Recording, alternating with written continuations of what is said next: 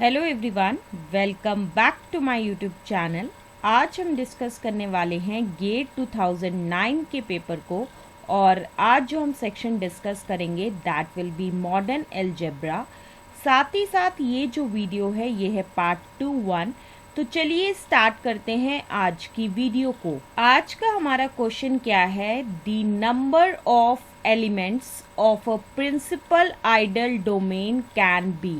तो इसमें हमें क्या बताना है कि कितने एलिमेंट्स हो सकते हैं एक प्रिंसिपल आइडल डोमेन के अंदर। And the options for this particular question are as follows. Option A is 15, option B is 25, option C is 35 and option D is 36। तो इस क्वेश्चन में बेसिकली हमें 4 ऑप्शंस दिए गए हैं और हमें बताना है कि इन चारों में से करेक्ट आंसर क्या है। तो चलिए डिस्कस करते हैं इस क्वेश्चन के सॉल्यूशन को। इस क्वेश्चन के सॉल्यूशन को डिस्कस करने से पहले हम डिस्कस करेंगे कुछ इम्पॉर्टेंट कॉन्सेप्ट्स को जिनको हम यूज करेंगे while solving this particular question. सबसे पहला जो हम कॉन्सेप्ट डिस्कस करेंगे that will be principal ideal domain. अब ये प्रिंसिपल आइडियल डोमेन होता क्या है, तो इस केस में क्या है कि हम मान के चलेंगे कि एक इंटीग्रल डोमेन है दैट इज डी, और ये जो इंटीग्रल डोमेन डी है इसे हम कहेंगे कि ये जो है वो प्रिंसिपल आइडल डोमेन है अगर ये सेटिस्फाई करती है इस कंडीशन को, that is every ideal of D has the form that is an ideal generated by the element that is A1, which is a set which contains all the elements which are of the form that is A into D, जहाँ पे D जो है वो belong कर रहा है D के अंदर for some A in D। तो इस केस में क्या है कि अगर इस D को जो है वो प्रिंसिपल आइडल डोमेन होना है तो उसके लिए क्या होना चाहिए कि हर एक आइडल जो है D का वो कुछ इस फॉर्म का होना चाहिए। Now as per the definition of principal ideal domain, जैसा कि अभी हमने डिस्कस किया कि अगर D को जो है वो प्रिंसिपल आइडल डोमेन होना है तो उसके लिए सबसे पहले D को क्या होना चाहिए, एक इंटीग्रल डोमेन होना चाहिए। So this is the conclusion from the definition of principal ideal domain. Now next we are going to discuss some important points related to the definition of principal ideal domain. Point number 1 is that a finite integral domain is a field. Point number 2 is that if f is a finite field then order of f is equal to किसके बराबर होगा, that is p की power n for some prime number p and an integer that is n is greater than equal to 1. So these are the key points which are related to the definition of principal ideal domain. अब हम आते हैं आज के question की तरफ। तो इस केस में क्या है कि हम मान के चलेंगे कि R जो है वो एक प्रिंसिपल आइडल डोमेन है। तो अगर R जो है वो एक प्रिंसिपल आइडल डोमेन है तो इसका क्या मतलब है कि R जो क्या होगा वो होगा एक integral domain. Now we are going to discuss the options of the given question one by one. सबसे पहले हम डिस्कस करेंगे ऑप्शन ए के बारे में। सो ऑप्शन ए में क्या है कि हम मान के चलेंगे कि नंबर ऑफ एलिमेंट्स R के अंदर कितने हैं, दैट इज 15 के बराबर है। तो इसका क्या मतलब है कि ऑर्डर ऑफ R जो है वो किसके बराबर है, दैट इज 15 के बराबर है, विच फर्दर इम्प्लाइज दैट कि R जो है वो क्या है, एक फाइनाइट इंटीग्रल डोमेन है। तो अगर R जो है वो एक फाइनाइट इंटीग्रल डोमेन है तो इसका क्या मतलब है कि R जो है वो क्या है, एक फील्ड है। अब अगर R जो है वो फील्ड है तो इसका क्या मतलब है कि ऑर्डर ऑफ R जो है वो किसकी फॉर्म का होगा, दैट इज P की पावर n होगा, जहाँ पे P जो है वो एक प्राइम नंबर होगा और साथ ही साथ n जो है वो ग्रेटर देन इक्वल टू 1 होगा। लेकिन जैसा कि ऑप्शन नंबर ए में हमें क्या गिवन है कि ऑर्डर ऑफ R जो है वो 15 के बराबर है, विच इज इक्वल टू किसके बराबर है, that is 3 into 5 and which is not equal to है p की पावर n। तो इसका क्या मतलब है कि ऑर्डर ऑफ R जो कि हमने सपोज किया था कि 15 के बराबर है, ये चीज जो है वो पॉसिबल नहीं है।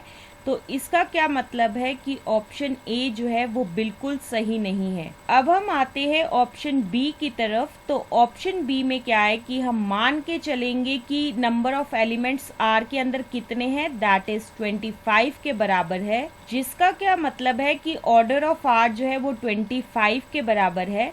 So which further implies that R जो है वो एक फाइनाइट इंटीग्रल डोमेन है, and which further implies that R जो होगा वो एक फाइनाइट फील्ड होगा।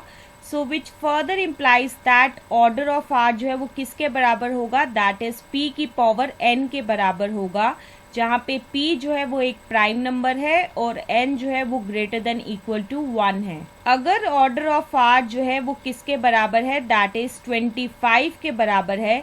सो विच इज फर्दर किसके बराबर है, दैट इज 5 की power 2, and which is further किसके इक्वल होगा, दैट इज p की पावर n, जहाँ पे p जो है वो किसके बराबर है, दैट इज 5 के बराबर है, और n जो है वो किसके बराबर है, 2 के बराबर है। सो इस पूरी डिस्कशन से हम ये कॉन्क्लूड कर सकते हैं कि ऑर्डर ऑफ आर जो है वो 25 के बराबर पॉसिबल है। So therefore we can say that number of elements of R can be 25। So इसका क्या मतलब है कि ऑप्शन बी जो है वो बिल्कुल सही है। जैसा कि हम अभी तक जान चुके हैं कि ऑप्शन बी जो है वो बिल्कुल सही है, लेकिन हम ऑप्शन सी और ऑप्शन डी को भी जो है वो डिस्कस करेंगे। अब हम डिस्कस करेंगे ऑप्शन सी के बारे में, और ऑप्शन सी में क्या है कि हम मान के चलेंगे कि नंबर ऑफ एलिमेंट्स आर के अंदर किसके बराबर है, दैट इज 35 के बराबर है, which further implies that order of R जो है वो किसके बराबर होगा, 35 के बराबर होगा,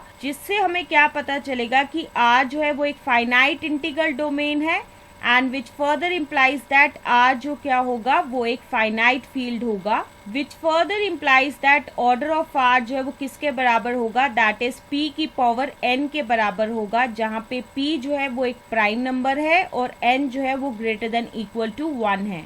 जैसा कि हमने ऑप्शन सी में कंसिडर किया है कि ऑर्डर ऑफ आर जो है वो किसके बराबर है, 35 के बराबर है, and which is equal to किसके बराबर होगा, that is 7 into 5, and which is not equal to p की पावर n।